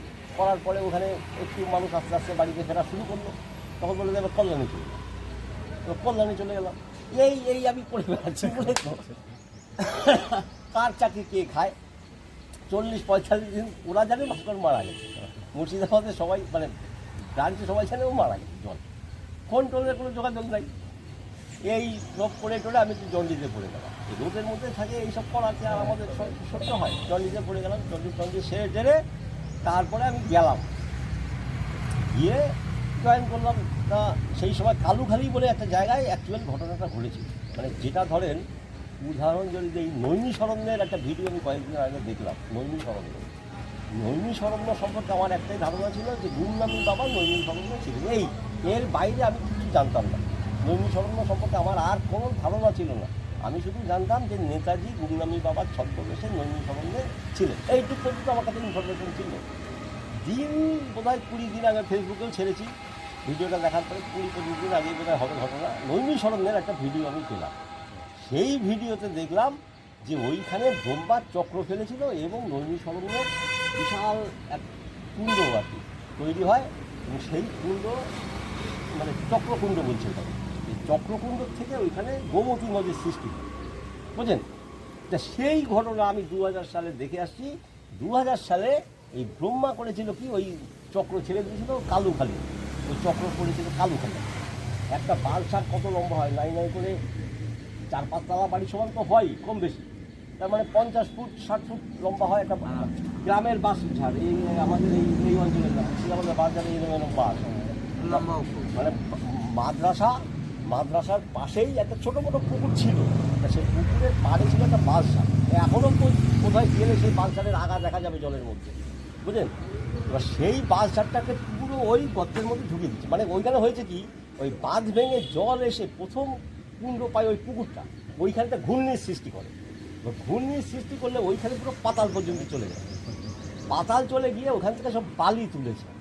বালি তুলে টোটাল ওই এলাকার মানে কয়েক লক্ষ হেক্টর জমি পুরো বালি, মানে কোমর সমান বালি, বুঝলেন? ওই করে ফেলেছে। বড় বড় শিমুল গাছ এইরকমভাবে দাঁড়িয়ে আছে। এবং সেটা তুলেছিলাম, ছবি তুলে আনন্দবাজারে দিয়েছিলাম। সেই আনন্দবাজার যেদিন আমি ছবি ছাপলাম তার পরের দিন আমাদের অসীম দাশগুপ্ত যাওয়ার কথা ছিল, গিয়ে কেটে দিল। সেই ছবি নিয়ে আবার সমালোচনা হলো যে ভাস্কর বিশ্বাসের ছবি আনন্দবাজারে পাবলিশ হয়েছে, সেই ছবি অসীম দাশগুপ্ত যাওয়ার কারণে কেটে ফেলা হবে। এই যে দেখেন কীভাবে আমার পরিবর্তন হচ্ছে, আমার জীবনযাত্রার, আমার মানসিকতার পরিবর্তন। ব্যাংকের চাকরি করি আর আমি সাংবাদিক হয়ে গেছি, বুঝলেন? ওই যে আরেকটা ক্ষেত্র আমার জীবনে খুলে গেল, বুঝতে পারছেন? আমি পাগল হয়ে যাচ্ছি, মানে আস্তে আস্তে কী করে আমি পাগল হচ্ছি। আমি সংসার থেকে আস্তে আস্তে সরে যাচ্ছি, কিন্তু সংসার থেকে আজ পর্যন্ত সরতে পারি, বুঝলেন? সংসারের কোনো দায়িত্ব কর্তব্য আমি হয়তো 8-10 জনের মতো করতে পারি না, কিন্তু আমার মতো আমি করার চেষ্টা করি। আমি কিন্তু সংসার ত্যাগই না, আমি কিন্তু সংসারে আছি। তার জন্য ঝগড়াঝাটি, অশান্তির অভাব সব কিছুই আছে, কিন্তু আমিও আছি। আমি আমার কাজ করে যাচ্ছি। আপনি বিশ্বাস করবেন না, একটা নেশা আমার মধ্যে তৈরি হলো পেপার কাটিং। পেপার কাটিং একটা নেশা তৈরি। এবার পেপার কাটি আর ওই বাচ্চাদের যেমন ওই বড়ো বড়ো খাতা, ড্রয়িং খাতা, ওই খাতার মধ্যে আমি ছাপাই। এও আমার একটা নেশা। তো এইটা ধরেন আমার ধারণা কম বেশি ওই 2000-এর পর থেকেই হয়েছে ঘটনাটা। 2000-এর পরের থেকেই বোধহয় 2-4 সাল থেকেই আমি করছি, বুঝলেন? আজকে 25 বছর ধরে আমি ওই নেশার মধ্যে আছি। ওইটা আমার একটা নেশা। হ্যাঁ, অনেকে আমাকে বারণ করে, অনেকে আজে বাজে কথা বলে। আমি ভাই যেটাই বলো না কেন, এইটা আমার একটা নেশা। এটা না করলে আমার যেন দিন যায় না। এই পুজোর সবাই 4 দিন পেপার পাই না, আমার দিন যায় না, বুঝতে পারছি? এইভাবে আমার দিনটাই চেঞ্জ হয়েছে। মানে চাকরি করবো আর ওই যে ই করবো, আনন্দ উৎসব করবো আর মানুষের জন্য কিছু করবো না, এই আমি ভাবতেই পারি না। তাই এইরকমভাবে আমার দিন চলতে থাকলো। মা মারা গেলেন। মা আমাকে বললেন যে তুই এক কাজ কর, তুই আমার শ্রাদ্ধ করিস না, তুই আমার শ্রাদ্ধ করিস না, তুই তো বনবাসে থাকিস। রাম গেছিল পুরীতে গিয়ে ওর বাবার পিণ্ডি দিয়েছিল, বালির পিণ্ডি। তা তুই তো বাড়িতে আসতে পারলি না, অনেক চেষ্টা চরিত্র করেও বাড়িতে আমি আসতে পারলাম না, ট্রান্সফার আমার হলো না। তা আমি মা মারা যাওয়ার পরে ভাই শ্রাদ্ধ করলো, আমি যতদূর পারলাম সাহায্য করলাম। আমি ধরাও করিনি, শ্রাদ্ধ শান্তিও করি, কিন্তু আমি যেরকম আচার বিচার লোক খাওয়ানো সেগুলোর মধ্যে আমি থাকলাম। মনে করে মার নির্দেশে আমি পুরীতে গেলাম। পুরীতে গিয়ে বালির পিণ্ডি দিলাম একা একা, কোনো ব্রাহ্মণও দেখি। সেইখানে গিয়ে যে বালির পানি আমি আমার মন মতন করে একটা সাজালাম। সেখানে আমি খানিকক্ষণ বসলাম, প্রার্থনা করলাম, ওই বালির পিণ্ডি আমি দিলাম মাকে। তো তাতেও আমার মনটা শান্তি হলো না। তা আমার ওই পিসি, যে পিসি মাকে নিয়ে গেছিলো, সেই পিসি বৃদ্ধ হয়ে গেছে, বৈষ্ণব। ওই পিসি শ্রাদ্ধ বাড়ির দিন সেদিন দেখলাম আসে, ঘুরে থেকে বাড়ির ভিতরে ঢোকে না। তা আমার খারাপ লাগলো যে মানুষটা সারা বছর সারা জীবন মাকে টেনে নিয়ে গেল, মার থেকে বয়সে বড়, সে কিছু খেলো না। আমি বললাম পিসি তোমরা তো খেলো না, তো তোমাদের বিচার কী? বলে বাবা তুই যদি 40 দিনে রান্না করে খাওয়াস তাহলে আমরা খাবো। আমি পিসি আমি কি আর রান্না করতে পারবো? তোমরা কয়জন? বলে 20-30 জন হবে। মানে মার চলাফেরা করতো আর কি, ওই পিসিদের সাথে, কাকিমাদের সাথে, জেঠিমাদের সাথে। তাই এই পাড়ার আমার বৌদি, ও দীক্ষিত। আমি বললাম বৌদি তুমি রান্না করবো, আমি সব যোগাযোগ করে তা নাহলে এই রান্না হবে না, তুমি এই জন্য রান্না দিয়ে আর আমি পাই। তা যাই হোক সেই দিন ওইভাবে ওদের বৈষ্ণব সেবা দিলাম, দিয়ে এইভাবে আমার একটা জীবন চলছে। আমার ট্রান্সফার হলো না, সেই হাইকোর্ট করে আমার ট্রান্সফার হলো। ফলে বারে আমার চাকরি জীবনে ছেদ হয়েছে, বারে চাকরি জীবনে ছেদ হয়েছে। ওই একবার হকারি করলাম, একবার কী করলাম, এইসব করে আমার চাকরি আমার কোনোদিনই মন চাই। তাই এই শেষ কালে এসে ওই ডাক্তারীয় ঘটনা, আমার ট্রান্সফার হলো। আর আমি তো ব্যাংকে প্রমোশনও নিলাম না, এই গঙ্গার মধ্যে ঢুকে গেলাম। এই গঙ্গার মধ্যে ঢুকে যাওয়ার পরে এবার তো জীবনযাত্রা আমার স্বাভাবিক হলো। স্বাভাবিক হওয়ার পরে একদিন ট্রেনে করে যাচ্ছি, আমি যাচ্ছি আর এক মাস্টার যাচ্ছি। ওই মাস্টার আর আমি একসাথে যাতায়াত করি। ইচ্ছাপুরে থাকতো ভদ্রলোক, আর মাস্টারি করতো ভগবান। তা উনি জগৎবন্ধুর আশ্রিত। জগৎবন্ধুর নাম আমি ছোটোবেলার থেকে শুনি, কিন্তু ওই ভগবান গলায় ওই সাধুরা যায়, আমি ভিক্ষা দেয়। 50 টাকা 100 টাকা ভিক্ষা দিই, কিন্তু জগৎবন্ধুর আশ্রমে কোনোদিন যাওয়ার সুযোগ আমার হয়নি। এবার উনি বলে ভাস্কর তোমাকে একদিন নিয়ে যাবো, তোমাকে একদিন নিয়ে যাবো, আমিও যাবো, কিন্তু যাওয়া আর হয় না। তা আমি কলকাতা থেকে উঠেছি, উনি ইছাপুর থেকে উঠেছে, তারপর নৈহাটির থেকে ট্রেনে উঠেছি, আমি শুয়ে আছি, উনি বসে আছি, এরকম এইরকমই মানে কফি শেষ হয়ে যাচ্ছে, এই ফেব্রুয়ারি মার্চেই হবে, কফি শেষ হচ্ছে। তা আমি ঘুমিয়ে গেছি, স্বপ্ন দেখি আমার টিকিট হারিয়ে গেছে। গাড়ির মধ্যে আমি স্বপ্ন দেখছি আমার টিকিট কোথায় যাবো হারিয়ে গেছে, ধর্ম করে ভিতরে পকেটে হাত দিয়ে দিয়েছে। কী হলো ভাস্কর? দাদা কিছু না, ঠিক আছে চলো। গাড়ির কী খবর? বলে মদনপুরে দেখো 1 ঘন্টা দাঁড়িয়ে আছে। মদনপুরে 1 ঘন্টা গাড়ি দাঁড়িয়ে আছে। তা আমি ওঠার পরেই 2-3 মিনিটের মধ্যে গাড়ি ছেড়ে দিয়েছি, গাড়ি চলছে, আমি কিছু বলিনি, কিছু আমার স্বপ্নটা আমি কিন্তু দেখেছি যে টিকিট হারিয়ে গেছে। আমি তার যেখানে কোনো জায়গায় যাচ্ছি ট্রেনে করে আমার টিকিট হারিয়ে গেছে, আসলে তো আমি ট্রেনেই যাচ্ছি, টিকিট হারিয়ে গেছে। আলো হলো কিন্তু বন্ধ করেন, এই এখন কথা বলা যাবে না। গাড়ি চলছে 1 ঘন্টা লেটে, থাক বাজে তো বাজে। এবার বহরমপুর দিয়ে পৌঁছলাম 11টায়, যেখানে 9:30 পৌনে 10টা বহরমপুর পৌঁছে, মানে 10:30টার মধ্যে আমি ভগবানগোলা পৌঁছে একটু দেরি হচ্ছে সেই দিন। তা এবার বহরমপুর পৌঁছতে নিমাই চক্রবর্তী বলে এক ভদ্রলোক, ওর ব্যবসা হচ্ছে এই শাড়ি কাপড় মানুষের কাছ থেকে সংগ্রহ করে আর বাসন বিক্রি করে, এই হচ্ছে ওর প্রফেশন। ওই গ্রামে গ্রামে ফেরি করে বেড়ায়, কিন্তু লোকটা প্রফেশনাল সিঙ্গার, অসাধারণ গান গায়, অসাধারণ গান। তো তাকে আমি কলকাতায়ও নিয়ে আসছি, গান গেয়েছে, প্রচুর টাকা এখান থেকে বিক্রি নিয়ে গেছে আর কি, মানে বিক্রি বলে কী বলে, উপহার নিয়ে গেছে। এত সুন্দর গান গায়, তার গান শুনে গায়ের লোম খারাপ হয়ে যাবে, গায়ের লোম খারাপ হয়ে যাবে, এত সুন্দর গান গায় নিমাই চক্রবর্তী। তো নিমাই চক্রবর্তী আমাদের সাথে যাতায়াত করে, বলে দাদা আজকে আমিও যাবো না, আমিও আপনাদের সাথে থাকি, আপনারা যা করবেন আমি তাই। এবার আমি সুকুমার দাস আর নিমাই চক্রবর্তী, সুকুমার দাসকে বললেন চলেন আজকে ডাহাপাড়ায় যাই। ডাহাপাড়া হচ্ছে জগৎবন্ধু সুন্দরের আশ্রম। তা বললো তাহলে এক কাজ করো, আমার বোনের বাড়ি আছে, বোনের বাড়ি থেকে স্নান টান করে দেবো। এবার ওনার বোনের বাড়িতে স্নান করলাম। ওনার বোন বললো দাদা তোরা বড় আশ্রমে যাস না, ছোটো আশ্রমে যা, মানে একদম নদীর পাড়েই হচ্ছে ছোটো আশ্রম, আর মিনিট 10 হেঁটে হচ্ছে বড় আশ্রম, মানে যেখানে ওনার পুরনো আশ্রম। ছোটো আশ্রমে গেলাম, এক মহারাজ আমাদের 1টা-2টো বাজে সেই সময় প্রায়, দেখি কে করে আপনার দুপুর বেলায় এসেছেন, এখানে পড়ানো হবে না। আমি সঙ্গে সঙ্গে ওই সুকুমারকে হাত চেপে ধরি, বলে ভাবতে তুমি হাত চেপে ধরলাম, চেপে ধরলাম কী ব্যাপার? আর আমি এবার দায়িত্ব আমার, ওই স্বপ্নের কথা মনে পড়ে গেছে। আর আপনি ঘাবড়াবেন না, চলেন বড় আশ্রম করেন, কোথাও রেডি আছে। তুমি এত বড় জোরের সাথে বলছো কি? আর খবর আছে আমার কাছে, খবর আছে, আপনি চলেন, আমি শুধু নাটক দেখছি। আমি এতক্ষণ চুপ করে বসেছিলাম, সারা ভোর রাতের স্বপ্ন, আমার টিকিট হারিয়ে গেছে। তার মানে আজকে আমাকে ভগবানগুলো যেতে দেবে না। হ্যাঁ ঠিক আছে, চলো প্রভু তোমার লীলা আজকে দেখবো, হ্যাঁ লীলা আজকে দেখবো। বড় আশ্রমে গিয়ে নমস্কার করছি সমাধি মন্দিরে। তা ওইখানে আর কে সরকার বোধহয় লোকটার নাম, বহরমপুরের বড় ডাক্তার, উনি বসে আছে। তো বলছে আপনারা কোথার থেকে আসছেন? আমরা কলকাতা থেকে আসছি। বলে যান আগে প্রসাদ নেন, প্রায় 2:30 বাজে, 2:30 বাজে, আগে প্রসাদ নেন, তারপরে কথা হবে আপনাদের সাথে। তা প্রসাদ সেই সময় খাচ্ছি আমরা 3 জন, কলাইয়ের ডাল আর এই ফুলকপি শেষের দিকে, অমৃত দাদা, এত খাওয়া খেয়েছি আর নড়াচড়া করার ক্ষমতা নেই।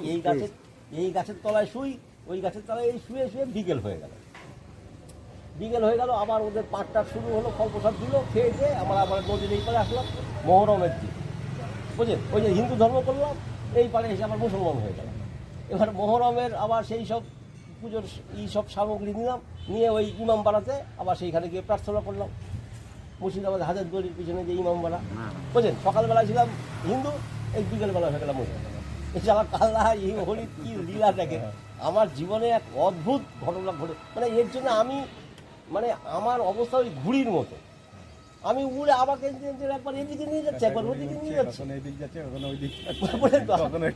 আর আমি এটাকে এনজয় করছি। সবাই আমাকে নিয়ে হাসাহাসি করছে, কিন্তু আমি যে কোন আনন্দ যাচ্ছি সে আমি ছাড়া জগতের কেউ জানে না, বললেন তো। তা হলো ওই হওয়ার পরে তখন কিন্তু আমি ভগবানগোলায় থাকি, বুঝলেন? তার মানেটা কি, ওই ঘটনার পরে আমাকে এবার ভগবানগোলায় যেতে হবে রাত্রি কাটানোর জন্য। এবার আমার ভিতর পাগলামি শুরু হয়ে গেল। আমার সুকুমারদা এই জায়গা আমার ভালো লেগে, এই মুর্শিদাবাদ শহর আমার, মুর্শিদাবাদের পরে জিয়াগঞ্জ, তারপরে ভগবানগোলা, 9 করে 25 কিলোমিটার। আর আমি এই জায়গা আমার ভালো লেগে গেছে, আমি এই জায়গায় ভালো থাকি। এই যে আবার গঙ্গা, বুঝলেন? ওই 2000-এর পরে এই ঘটনাটা হচ্ছে, ধরেন 2002-3 হবে কি 1-2 হবে, মানে কতদিন পরে আমি বলতে পারবো না, হয়তো 2-1 বছরের মধ্যেই ঘটনাটা, বুঝতে পারছেন? বন্যা টন্যা চলে গেছে, জীবনযাত্রা স্বাভাবিক হয়েছে, ট্রেন লাইন চালু হয়ে গেছে, আমি ধরে নিচ্ছি 1-2 বছরের মধ্যেই হবে ঘটনা। সাল তারিখ আমি অত মনে নেই আমার, খুব বেশি হলে 2 বছরই হবে, মানে 2002 হবে। এবার আমি বললাম আমি এখানে থাকবো, তুমি বলো কি, বাড়ির সাথে আলোচনা করছো না কিছু না। আর আমি যা বলছি আপনি সেই কাজটা করেন না, আপনার তো এই এলাকার মানুষ হচ্ছে, আপনি থাকেন এইখানে ভাড়া, উনি আবার ওই মুর্শিদাবাদের থেকে ভগবানগোলা যাতায়াত করেন, আপনি তো 2-1টা বাড়িতে আমাকে নিয়ে যেতে পারেন। বলে ঠিক আছে চলো। এই 3-4টে বাড়ি ঘুরে এক দিদিমণি, পুতুল চক্রবর্তী তার নাম, আচ্ছা তা একটু ফোন করি, ওকে নিয়ে রানাঘাট যাবো, তাই রেডি হয়েছে ওনাকে আসতে বলি। বলে। এবার সে পুতুল চক্রবর্তীর বাড়িতে ঘরটা পছন্দ হলো, 2টো ঘর, সেই ঘরের ভিতর থাকি, মানে বায়না দিয়ে দিলাম, 200 টাকা দিয়ে দিলাম ভাড়া। বললাম যে এই যে 200 টাকা দিলাম, আপনার বাড়িতে আমি 1 তারিখ থেকে আসবো। আর এই লোকটা ভাবছিল লোকটা সব পাগল নেই, হঠাৎ করে এনার এই জায়গা পছন্দ হয়ে গেল, এই জায়গা থাকবে, বলছে না। ভগবানগোলা চলে গেলাম, ওই রাতে ওই সব কথাবার্তা হয়ে ট্রেন ধরে ভগবানগোলা গিয়ে থাকলাম, সকালবেলা অফিস টফিস করলাম।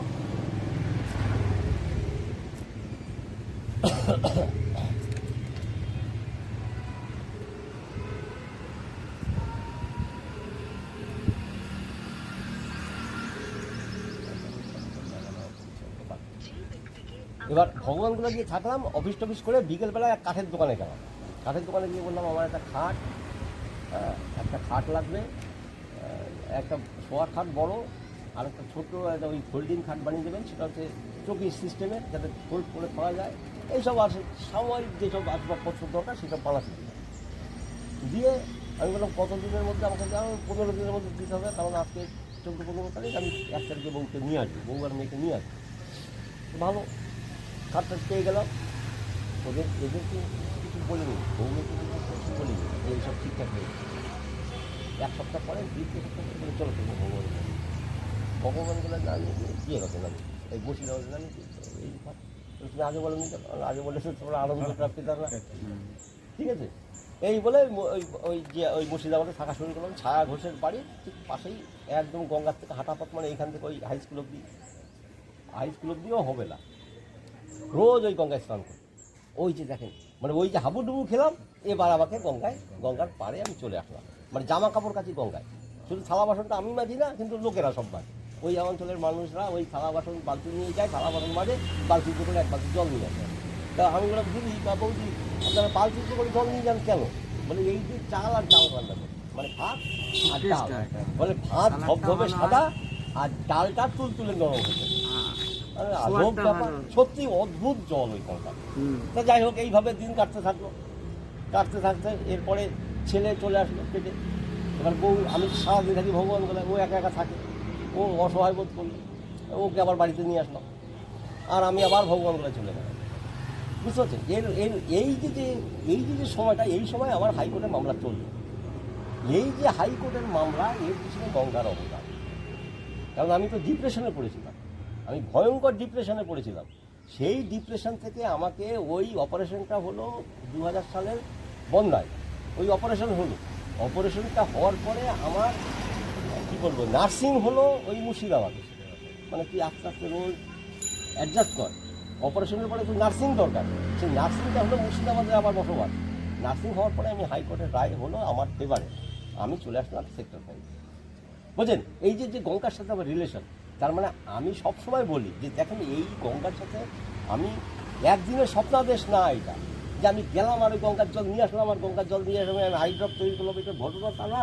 আমার 25টা বছরের পিছনে লাগানো আছে, আমার জীবনের প্রত্যেকটা মুহূর্ত, প্রত্যেকটা সময়, এবং 25টা বছরের যে এই যে জীবন চক্র, এর সাথে আমি ওতপ্রোতভাবে জড়িত, এবং আমি দেখেছি গঙ্গার শক্তি।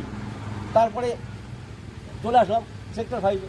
এরপরে করোনা আসলো, এই করোনার সময় আমাকে সাইকেল নিয়ে যেতে হচ্ছে। তা আমার ব্রেন টিউমারের পেশেন্ট, সেই ব্রেন টিউমারের পেশেন্টের থেকে আমি রিকভার করলাম আমার গঙ্গা, আমার নবগঞ্জে গঙ্গা ইয়ে করলাম, সেটা নিয়ে বই লিখলাম, বই পাবলিশ হলো, রাষ্ট্রপতির পুরস্কার, মানে শুভেচ্ছা পেলাম, স্বীকৃতি পেলাম। বুঝলেন, এই যে আমার রান্নার ফসল এবার মার্কেটিং হলো, তাই না? ওটা তো আমার ক্ষেতের ফসল ছিল, সেই ফসলটা এবার মার্কেটিং হলো, রাষ্ট্রপতি আমাকে শুভেচ্ছা জানালো, যে বললো যে তুমি এই শেষ দেখে ছাড়ো। তা আমিও খেপে গেলাম, ওই যে আমি অক্সিজেন বাবা হয়ে গেলাম, চ্যানেল চালু হলো। হলো, হওয়ার পরে এই যে আমি যে গাড্ডায় পড়েছিলাম সেই গাড্ডার থেকে আমাকে গঙ্গা তুলে নিয়ে আসলো, ব্রেন টিউমার হলো সেই ব্রেন টিউমার থেকে গঙ্গা তুলে নিয়ে আসলো, বারে বারে আমি গঙ্গার থেকে উপকার পাচ্ছি। এবং এই জিনিসটা যখন আমি বিভিন্ন মানুষের সাথে বলার চেষ্টা করছি, তাদের মধ্যে 10 জনের জায়গায় একজন শোনে, সেই উপকার পাচ্ছে। এই যে আমার ভিতরে একটা আনন্দ চলে আসলো যে 10টা লোকের মধ্যে একজন শোনে, সেই উপকার পায়। এই আনন্দ, এই নেশা দ্বারা আমাকে পাগল করে ছেড়ে দিচ্ছে। এখন আমার মনে হচ্ছে আর আমার চাকরি করার কোনো দরকার নাই। এর মধ্যে ঘটনা কী হলো, চাকরি জীবনে ওইখান থেকে ট্রান্সফার করলো আমাকে কারেন্সি টেস্টে। আর কারেন্সি টেস্ট হচ্ছে সম্পূর্ণ একটা ভিন্নতর জায়গা, এটা একটা কারখানা, বুঝলেন? ব্যাংকের চাকরি হচ্ছে ভদ্রলোকের চাকরি, আর কারেন্সি টেস্ট হচ্ছে কারখানা। সেই কারখানার মধ্যে 3 বছর কাজ করার পরে আমি বুঝে গেলাম যে এই কারখানার চাকরি আমার জীবনের শেষ। 33 বছর চাকরি হয়ে গেছে, আর আমার চাকরির দরকার নেই। মানে ব্যাংকের চাকরি তো আর আমার করবো না, ব্যাংকের চাকরি তো 30 বছর করলাম, কারখানার চাকরি 3 বছর করলাম, 33 বছর হয়ে গেছে, ফুল পেনশন রেডি। আর আমার 25 বছরের সাধনা, যে ফসল আমার রেডি, ফসল নিয়ে আমি প্রচার করছি। আর আমার কি দায় পড়েছে আমার ওই 1.5 লাখ টাকার চাকরি? আমি নাই করে 40, 45, 50 হাজার টাকা তো পেনশন পাবো, বুঝলেন? এই 50,000 টাকা পেনশন পেলে আমার সংসারে অভাব থাকবে, আরামসে চলে যাবে। আর আমার এই 25 বছরের সাধনা, আমি গত 25 বছর যে 25 বছর খুঁজে বেড়াতাম, সেই 25 বছর ছেড়ে দিলাম, পাওয়ার পরে তো 25 বছর পার করেছি।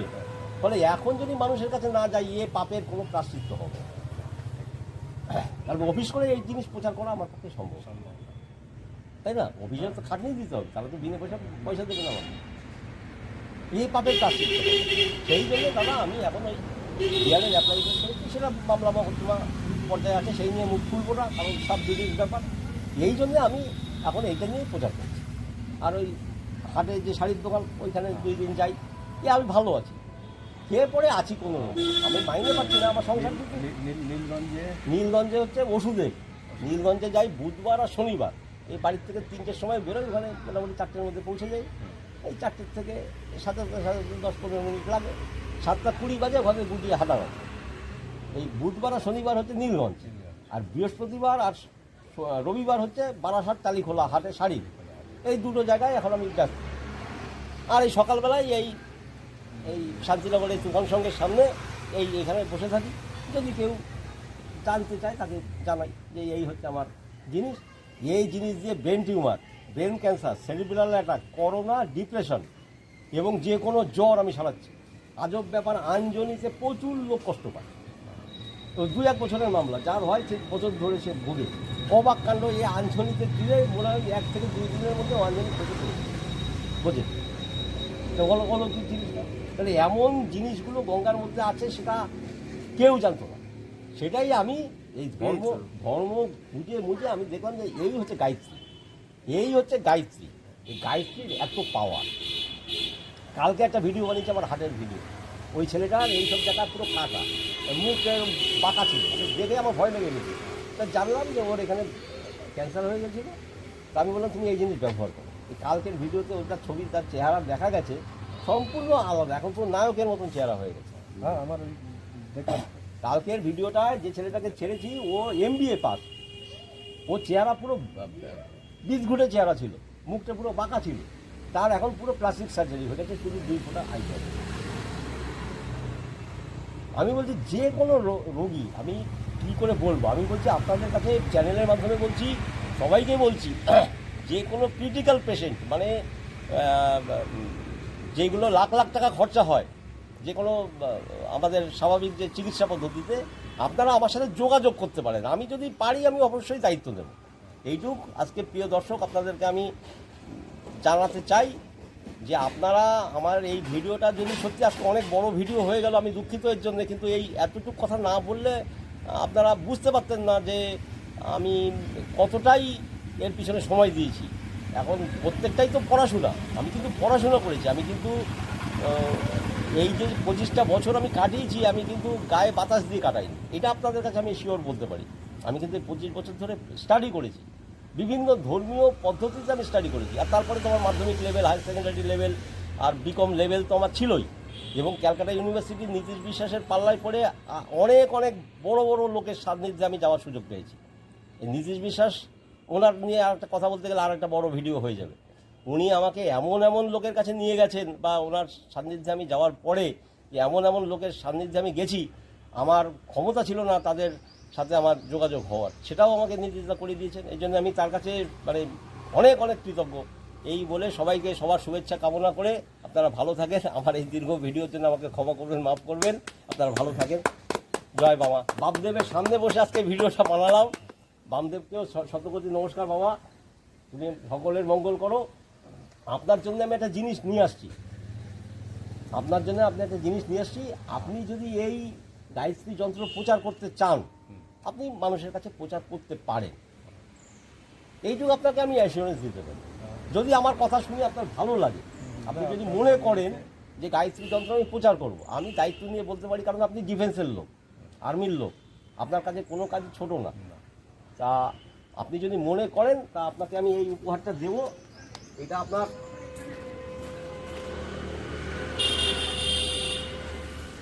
এইটা আমি আমার সাইকেলের সামনে নিয়ে ঘুরে বেড়াতাম। দাঁড়ান একটু ডক্টরদের দেখাই। এইটা আপনি আপনার গাড়ির সামনে, মোটরসাইকেল বা স্কুটার বা সাইকেল যে কোনো জায়গায় সামনে বেঁধে নেবেন, বেঁধে নিয়ে গ্রামে গ্রামে ঘোরেন। দেখেন না, কেউ না কেউ আপনাকে ডাকলেও ডাকতে পারে, যাও দাদা কী নিয়ে যাচ্ছেন, তখন বলবেন। আর আমাদের তো ভিডিওগুলো সবাই দেখতেই পায়, অসুবিধা কিচ্ছু নাই, লজ্জারও কিছু নাই। হ্যাঁ, আপনারা ভিডিও দেখেন এবং কোনো সমস্যা আছে কিনা জানান। সমস্যা থাকলে আমাদের এই ওষুধ ব্যবহার করে দেখেন উপকার পাচ্ছেন কিনা। এইভাবে আমার মনে হয় প্রচার হবে।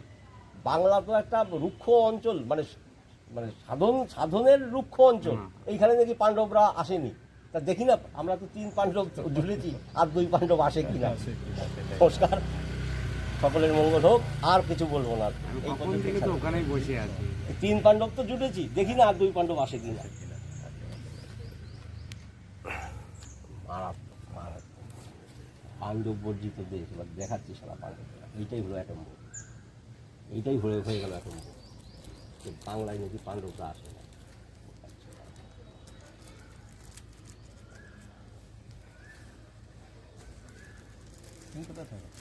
আমি তো করিমপুর লাইনে। এই দেখেন, ওই করিমপুর বলতে করিমপুর পাঠিয়ে দিয়েছে। এর সাথে আমার দেখা কোথায় বলতো, হাটে, খয়রাপুর হাটে। তাই ওইখানে দাঁড়ানো বন্যায় আসে। হ্যাঁ হ্যাঁ, দেখেন না কিভাবে যোগাযোগ করতে, কিভাবে পাঠালো। এবার ওখানে ওই পুরোনো মোবাইল ফোবাইল আর কি কেনে, ঠিক আছে। এবার আমি 2টো মোবাইল ছিল, দিয়ে দিয়েছি একজনকে, এক গাড়িওয়ালা আসতো। তাই একটা মোবাইল আছে আমার চোখেতে, আমি বললাম ঠিক আছে, তাহলে ওরে নাম্বারটা দিলাম যে ঠিক আছে ওই সময় তুই যাস।